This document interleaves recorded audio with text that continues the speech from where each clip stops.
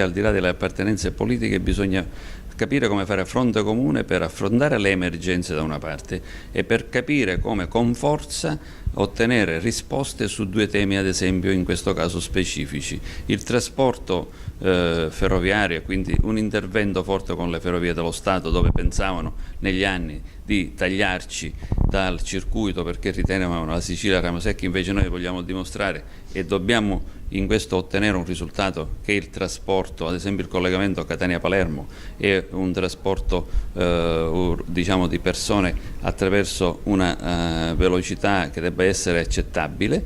E poi c'è il problema delle infrastrutture, quindi il rapporto con l'ANAS, dove c'è una rete infrastrutturale che deve essere seguita in maniera diversa. La Catania-Palermo, la Catania-Siracusa è già interrotta con dei lavori in corso. C'è qualcosa che non funziona, quindi dobbiamo capire come riprendere questo tipo di impegno.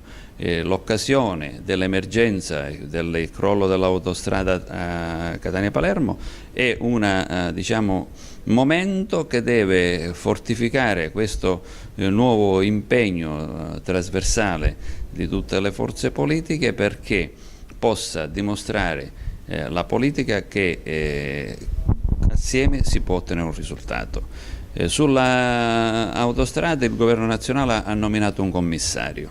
Noi su questo siamo fortemente perplessi, perché non significa che il governo regionale davanti a questo problema debba girarsi dall'altra parte. C'è bisogno di sollecitare e di capire cosa questo commissario fa. I tempi burocratici lunghi, eccessivi, sono ormai sotto gli occhi di tutti. E poi io dico che al di là di questi momenti la rete infrastrutturale è importante per rispondere alle emergenze e per creare quei servizi che forse aiutano anche a crescere la Sicilia.